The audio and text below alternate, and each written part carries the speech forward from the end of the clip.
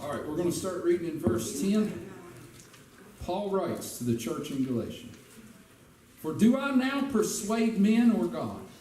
Or do I seek to please men? For if I yet pleased men, I should not be the servant of Christ. But I certify you, brethren, that the gospel which was preached of me is not after man. For I neither received it of man, neither was I taught it, but by the revelation of Jesus Christ. For ye have heard of my conversion in time past in the Jews' religion, how that beyond measure I persecuted the church of God and wasted it, and profited in the Jews' religion above many my equals in mine own nation, being more exceedingly zealous of the traditions of my fathers. But when it pleased God, who separated me from my mother's womb and called me by his grace, to reveal his Son in me, that I might preach him among the heathen, immediately I conferred not with flesh and blood, neither went I up to Jerusalem to them which were apostles before me, but I went into Arabia and returned again into Damascus. Then after 3 years I went up to Jerusalem to see Peter and abode with him 15 days. But other of the apostles saw I none, save James, the Lord's brother. Now the things which I write unto you, behold, before God, I lie not. Afterwards I came into the regions of Syria and Cilicia, and was unknown by face unto the churches of Judea, which were in Christ. But they had heard only that he which persecuted us in times past now preacheth the faith which once he destroyed, and they glorified God in me." Now it's not spelled out explicitly, but there is a conflict that underlies this letter. Paul had come to Galatia, as Ronnie taught last week, Paul had come to Galatia and started a church, and then he went away. But as he was traveling, he heard news from this church that he started that they had changed from the teaching that Paul had given them. They had had teachers come into their church, and they were changing the message. They were teaching another way of salvation. So Paul writes this letter to kind of set them straight. The Galatian church, see, Paul came, and we know that everywhere Paul went, he taught that our salvation, our justification, is not through the works of the law, because we can't keep the law. The law is too great a burden for us to bear. We are too flawed. The only hope that we have of gaining God's favor is through the blood, through the mercy, through the grace of Jesus Christ. That's what Paul taught. But as he leaves, this group of teachers come in, and they start saying, yeah, Jesus is great and all. His mercy and grace is fine, but it ain't enough. They started telling these Galatians that they also had to keep that law, that Jewish law. And a lot of these people, imagine, they were Gentiles when Paul preached to them. They had never been part of the Jewish religion before, so this was all completely new to them. They said, no, not just Jesus. There's a whole book of laws that you have to that you have to follow. And not just laws. There's all these traditions that we have that aren't even written down. You got to follow those too. And we got a bunch of customs that you got to learn. You got to memorize all those. Now, if you do all that stuff, if you keep the law, if you keep our traditions, if you keep our customs, if you don't mess up, and you believe on Jesus, maybe then you could be saved. Now, you see the problem with this. You see why Paul would be so upset that they came in and were trying to change the gospel that he had preached to.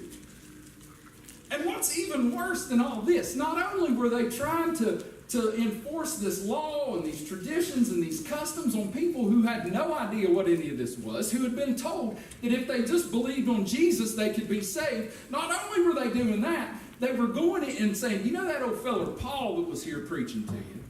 He is just a people pleaser.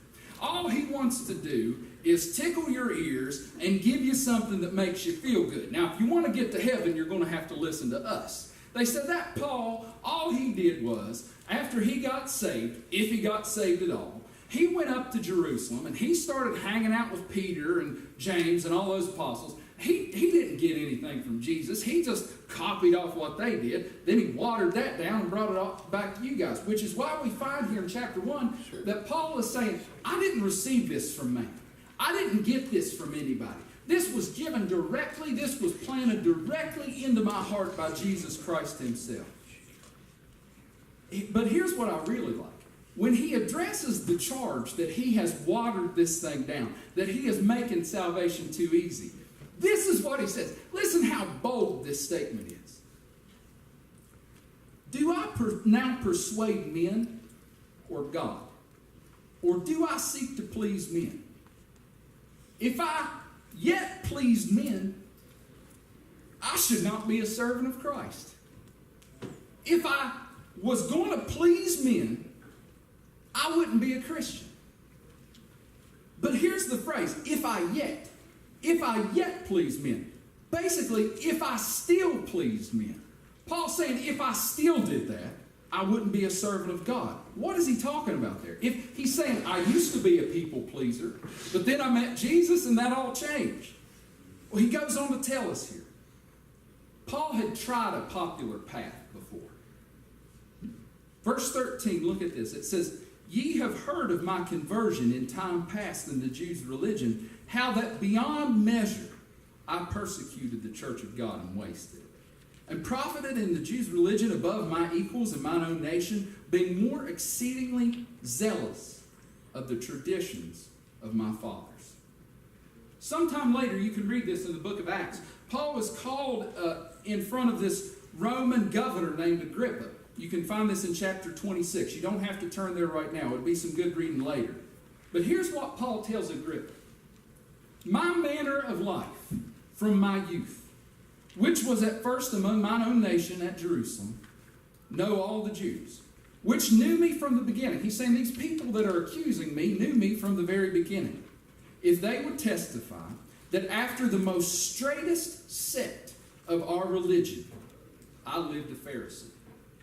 Paul says, if I yet pleased men, if I still pleased men. See, he had tried all this before. He had tried to please men by his own works. He was a Pharisee.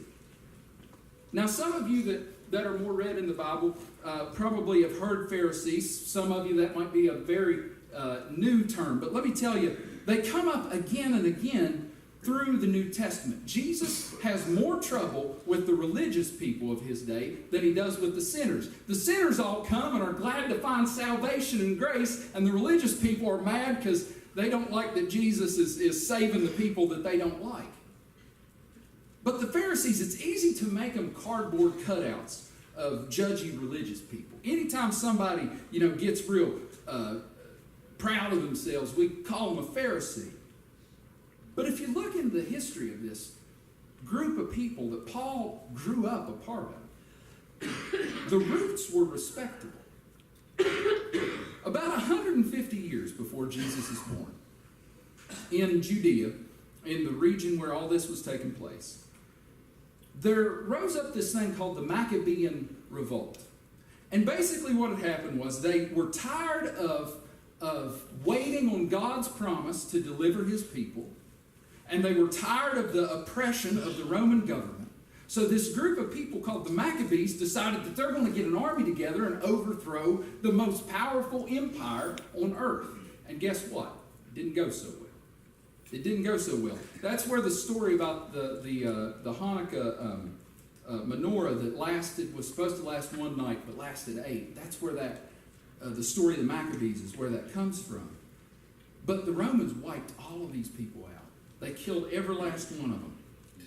But there was a group that came out of that revolt called the Pharisees. Now the root phare, P-H-A-R, means to separate. They preached a rejection of this growing influence of pagan culture on the Word of God. They saw their people being led away to the worship of other gods, and they said, no, we're going back to the basics. We're going back to the law that Moses taught us, which is totally respectable. But then as time goes on, and by the time Paul was born and he's raised in this, it's not just the law anymore. It's not just the rules that God gave Moses to try to help his people get along with each other and get along with God. No, because they're mankind, they decided that this wasn't even enough. They had to start adding other stuff to it too. So then comes in, not only do they have to keep the law, the Pharisees also teach there's this oral tradition of rabbis through the years and how they interpreted the Bible. So you've got to follow all that stuff too. And then there are those customs and traditions that I talked about. Stuff that's not even in the Bible. Stuff that God didn't give Moses, but just cultural things that they had added on over the years. The Pharisees say, no, you got to keep that too. And there was, some of you that knows the New Testament, you've no doubt heard of the Sanhedrin, which was like their supreme court. It was a religious court, and if somebody got caught doing something bad, they would drag you before them, and they would give the sentence. There was basically case law from the Sanhedrin, decisions that they had made over years and years and years. So on top of the law, on top of the oral tradition, the teachings, on top of the customs and traditions that aren't even found in the Bible, on top of all that, they added all of this extra case law on top of that from the Sanhedrin. So it was too much of a burden. The law was already too much of a burden to bear. Amen. And now they've added all this other stuff. It started with noble intentions, but because they were men and decided they knew better than God, they messed it all up. Now here's what Jesus has to say about all this. In Matthew 23, he says, the scribes and the Pharisees sit in Moses' seat. Basically saying, they're acting like they're Moses. All therefore, whatsoever they bid you observe, that observe and do. But do ye not after their works, for they say and do not. Jesus is saying they don't practice what they're preaching. For they bind heavy burdens and grievous to be borne, and lay them on men's shoulders, but they themselves will not move them with one of their fingers. He says they're laying all this stuff on top of you, and they won't even move a finger to help. That's what self-righteousness gets us. And that's what Paul was raised in. This grievous burden that was on his back. And you know what? He took it to its logical conclusion. Because he was trying to please men, he took that faith that he had been taught, not what God had given, but what man had piled on top of it. Paul took it to its absolute logical conclusion. He got so wrapped up in all this stuff and in trying to make himself righteous that he ended up murdering people because he thought that's what God wanted him to do. If he had read the Old Testament, if he had left all the stuff that mankind had piled on top of it, you don't find a charge anywhere for that to happen, for people to go and kill people with a sword and make them blaspheme. You don't find, that's not the kind of God that shows up anywhere in the Bible. That was stuff that man had added. But Paul, because he was trying to please people, because he was trying to make himself righteous, he took it to its logical conclusion. And soon he found himself holding coats as they illegally stoned a preacher named Stephen. He found blood on his hands as he held the blade to Christians' throats and compelled them to deny Jesus. So imagine Paul's relief. Imagine how that burden must have been lightened when he discovered that he didn't need to do all that stuff. He didn't need to commit all of that violence and worry about all of those rules and regulations. All he had to do was trust in Jesus' righteousness. Jesus had kept the law. Jesus had been perfect where Paul could not be perfect. All he had to do was trust on Jesus' righteousness. Allow that to come in. Change his heart. And then he wouldn't be trying to attain God's favor through righteous behavior. He would have God's favor and therefore act righteously. That's right. Praise the Lord. Paul was trying to do this thing from the outside in. He was trying to use his outside behaviors to influence his heart.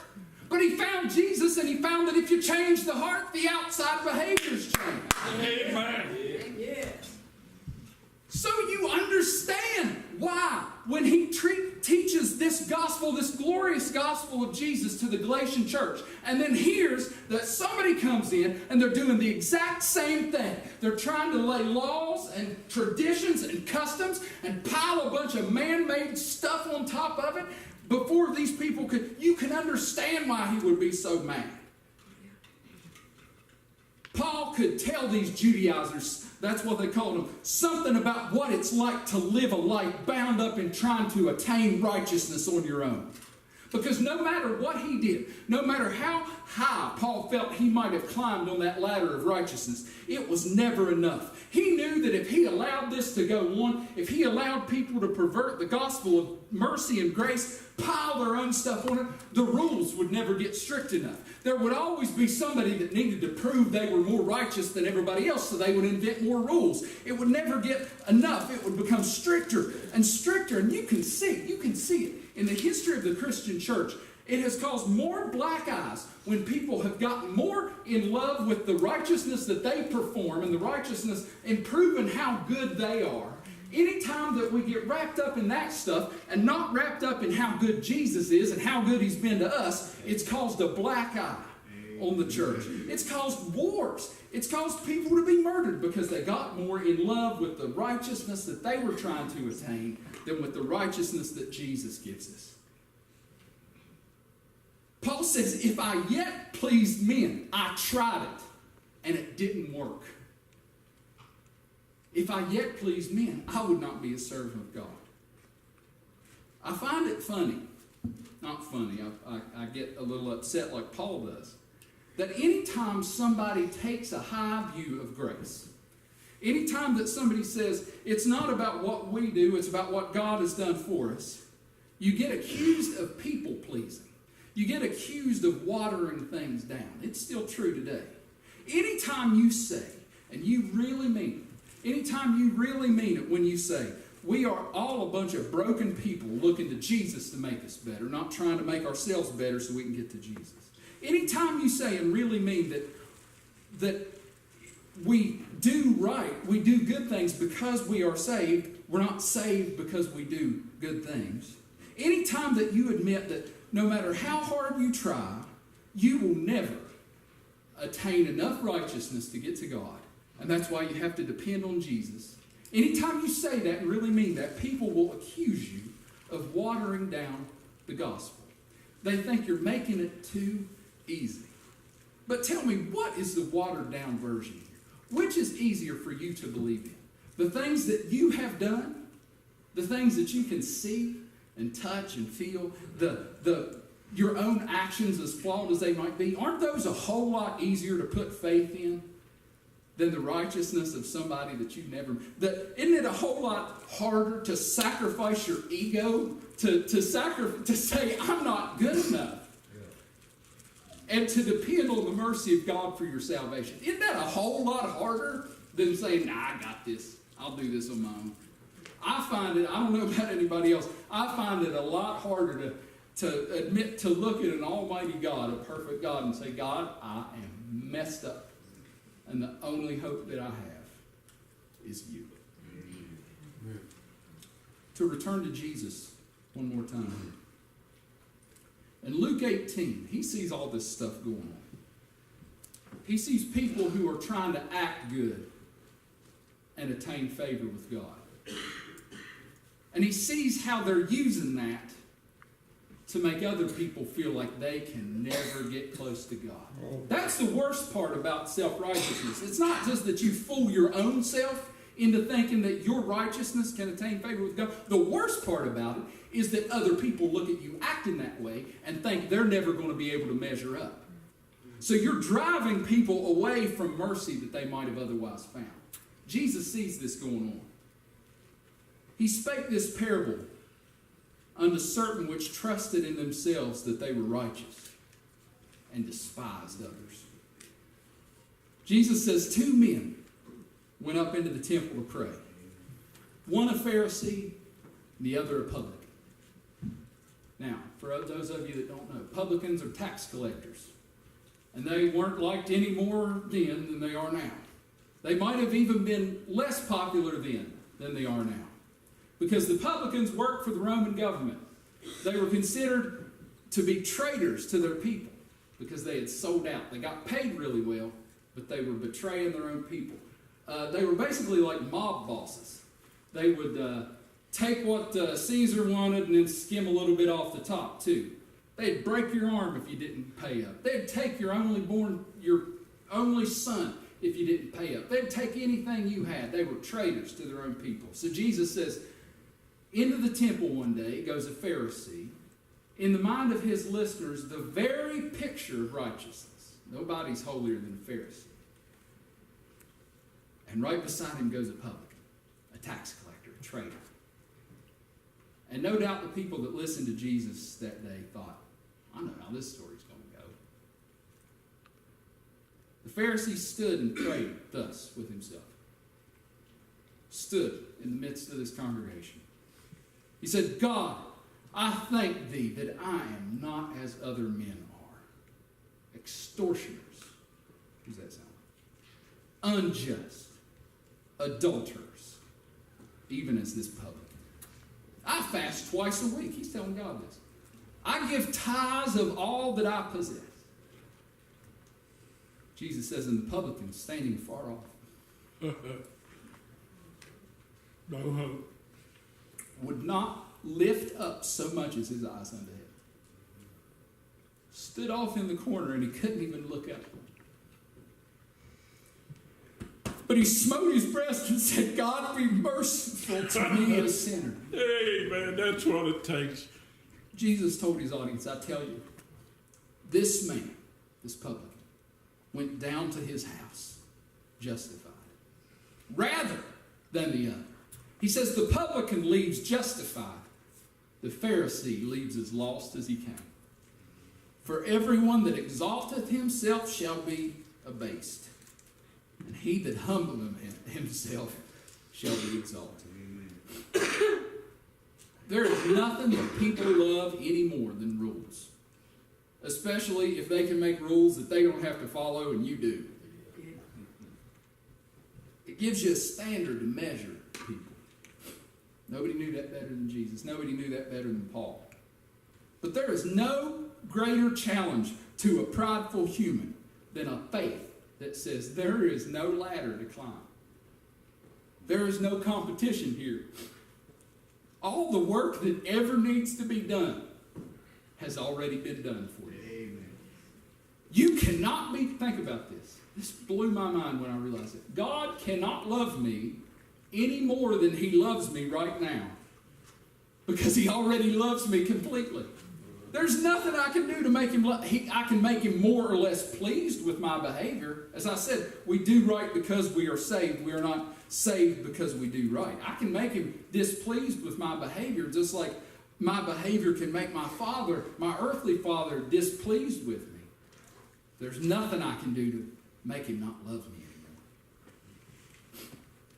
Paul says, if I yet pleased men, I should not be the servant of Christ. He had already tried it as a people pleaser, and it didn't work out. Just a couple verses later. But when it pleased God, who separated me from my mother's womb, not pleasing men, but when it pleased God, called me by his grace to reveal his Son in me. I'm thankful that I ain't doing this thing on my own, that I'm trusting in Jesus' righteousness and not my own, because my righteousness, as it says elsewhere in this precious book, is as filthy rags. I got the best older brother there ever could be. He did it all so I didn't have to, and all I need to do to go to heaven, to attain God's favor, to spend eternity in heaven with him, all I got to do is trust in Jesus, and the rest falls into place. Thank you. Amen.